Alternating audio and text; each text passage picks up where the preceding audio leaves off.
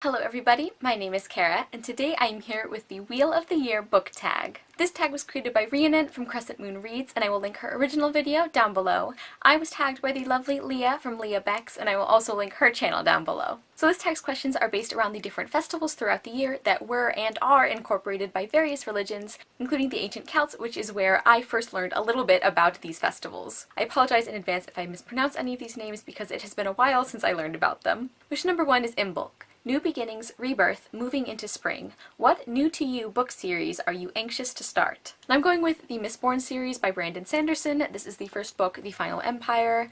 This is such a beloved series here on BookTube and elsewhere, and I feel like this works for kind of both interpretations of anxious because I'm really excited to get to it, but I'm also kind of apprehensive because I have recently heard from some people I really trust some things about the way that the main female character is written, and that just make me a little bit nervous about reading the series, so I honestly don't know if I'm going to get to it this year. I have really loved all of Brandon Sanderson's other work that I have read, but I don't know. Wish number 2 is Ostara. Perfect balance. Light coming to defeat dark, the first day of spring, name a book with a happy ending. I went with Indiscretion by Jude Morgan. This is kind of a Regency romance, but the romance is pretty understated, so it's more of like a kind of historical fiction comedy. It's very character focused, and there are also some events that are kind of hard-hitting, you know, it definitely covers difficult subject matter, but ultimately the end is very positive, it is very happy, it's just like a feel-good kind of book. When I was really sick recently, I was rereading basically this book, Cotillion, and just some of my other favorite, like, period romance or Regency romance historical fiction type of books, because I have recently rediscovered that that is my comfort food genre. Like when I just want a comforting read to kind of soothe my tired soul, that is what I gravitate towards. Wish number 3 is Beltane. Vitality and fertility. The peak of spring heading into summer, it is a time for passion and love. Name your favorite passionate couple, canon or not. And I absolutely had to go with Beatrice and Benedick from Much Ado About Nothing by William Shakespeare. They are kind of one of the OG hate to love or like passionate couples because just every interaction of theirs is so good. Even at the beginning of the play where they first meet and they just like rip into each other and they're bickering and they're fighting, you can tell they just know each other so well. Like their relationship is, even though it is a hate to love, and I love that about it, it's based in such like a deep understanding and appreciation and even respect for the other person, even when they don't always show that, and just all of their interactions are so wonderful. I mean, if the man you love is not willing to challenge the man to a duel who slandered your kinswoman, does he even really love you? Beatrice says not. Wish number 4 is Letha, Longest Day. The sun is in full power, life is full, and it is time to celebrate before we begin the descent into the dark of the wheel. What book or character makes you feel most ready to party? I'm going with Prince Cardan from The Cruel Prince by Holly Black, because he seems like he would be just such an insane partier. I mean, he is. Like, we see that he and the other fairies, like, definitely know how to have a good and crazy time. And even though I am not big into like the party scene and everything, I feel like if there's anyone who could make it an experience worthwhile, it would be Cardan. Granted, of course, that I survive because, you know, fairy parties probably would not be the safest environment for me or for anyone, but can you even imagine going to a party organized by Cardan? Like, if you survived, it would be the greatest night of your life. Question number 5 is Llamas. First harvest, moving into autumn, the first grain is harvested. What tasty treat in a book would you love to be able to pull from the pages to eat? And I'm going with any of the desserts from Furthermore by Tahara Mafi. All of the like pastries and candies and most of the food in this book, honestly, just sounds amazing. It's described so well that I can picture what it would taste like and I can picture how it would look, and it just like, it really, really makes me want to try it. Wish number 6 is Mabon. Perfect balance. Dark coming to defeat light, the first day of autumn, a time of reflection on the year's fruition. What is a project you are proud of that you have recently made progress in? So I am not a writer, so I can't really cite a work in progress that I'm working on at the moment, like I know a lot of other people do for this question. I'm going to say the retellathon that I am co-hosting is actually, as I'm filming this, it starts in about a week. I will link my announcement video down below where I talk about the challenges and the co-hosts and like everything. We're all very excited about it.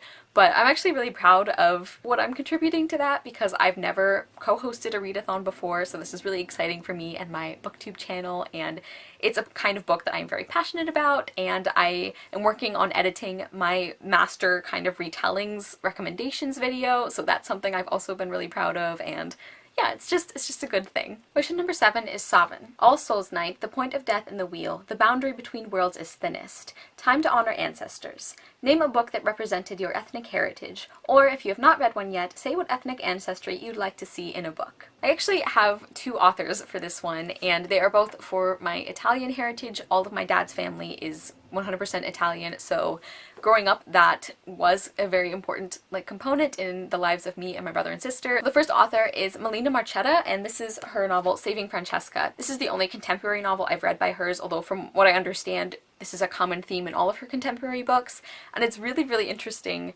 because all of her contemporary books are set in Australia, because Melina Marchetta is an Australian author, and it's so interesting to see the similarities and the differences between Italian-American kind of culture or families and Australian-Italian culture and families. I just think that's really fascinating. Obviously there are so many things that are the same or that are very similar, but I just really enjoyed that. I really enjoyed seeing that represented. And as everybody knows, it's really nice to once in a while get to read a book that really speaks to some personal experiences you've had. And then the other author is Tommy DePaola. I'm sure a lot of you guys have read one of his books when you were younger. If not, go and remedy that immediately because they are still wonderful as an adult. For the purposes of this question, I am mainly talking about his Strega Nonna books which basically it means like witch grandmother. And they're so beautiful and so full of things that I relate to because of my dad's family. My dad has always been very big on making us aware of our Italian heritage and stories from his childhood growing up. So for example, one of the things in the Strega Nonna books that I did really relate to and that I connected with was the importance of food and how that related to family and community and everything like that. And obviously this is not exclusive to Italians or Italian American culture. This is true across many, if not all, groups of people. But the way that Tommy DePaola illustrated that and wrote it in his books was so wonderful. You know, the enchanted pasta pot and the importance of generosity and of using food to take care of people. You know, it's always been very important to my dad that we have a family dinner time. You know, almost every night of the week, unless we had somewhere we had to be, we would all have dinner as a family. And I didn't realize when I was younger that that's kind of unusual for kids my age when I was growing up. You know, that wasn't something that a lot of families were able to do or that a lot of families emphasized. So that's something that I just really loved seeing in those books, and talking about him is making me want to reread those books again because they're just such an important part of my life. I remember reading them with my parents when we were younger. Honestly, I recommend every single book Tommy DePaola has ever written or illustrated. They're all wonderful. You don't have to be, you don't have to have a knowledge of Italian culture or anything to appreciate them because, as I said, the themes of family and love and food and laughter and all of the other things he covers are they're just very human and they're wonderful. And finally, question number 8 is Yule. Deepest dark. Darkness is in peak and we wait for the light to return. What book dealt with a very heavy topic but ultimately relayed a message of hope? So normally I try to pick different books for tag questions, you know, because I don't think it's not fun to watch if you just see the person talk about the same 10 books over and over. But I am making an exception in this case because immediately the book that came to my mind and the one that I think is so important for people to read and hear about is Blood, Water, Paint by Joy McCullough. I did an entire spoiler-free review on this book, which I will link down below, where I really go in depth on what it's about and what it accomplishes so well and kind of the subject material and the source material. And this is my favorite book of the year that I have read so far. It's going to be really, really difficult, I think, for another book to beat this one out because it's just so powerful, so emotional. To give you the brief rundown, because as I said, I have talked about this one in a few videos recently, this is a historical fiction novel that is based on a true story. It is entirely based around the life of a woman named Artemisia Gentileschi. She was an incredibly talented Italian painter, and for many hundreds of years she was basically lost to history.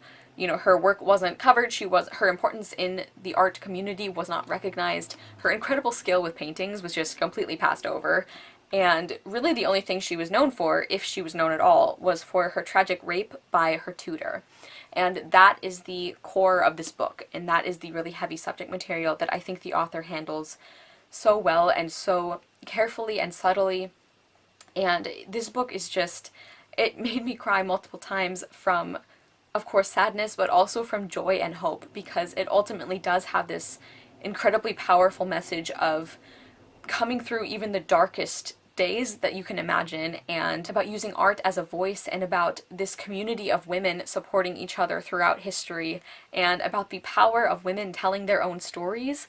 And this is just such a brilliant, brilliant book. I think that even if this genre or style sounds like something you would never pick up, please pick it up anyway. Just go to the library and check it out and just give it a try. You know, start reading it and just see, because I think this is truly a novel that anybody could get something from.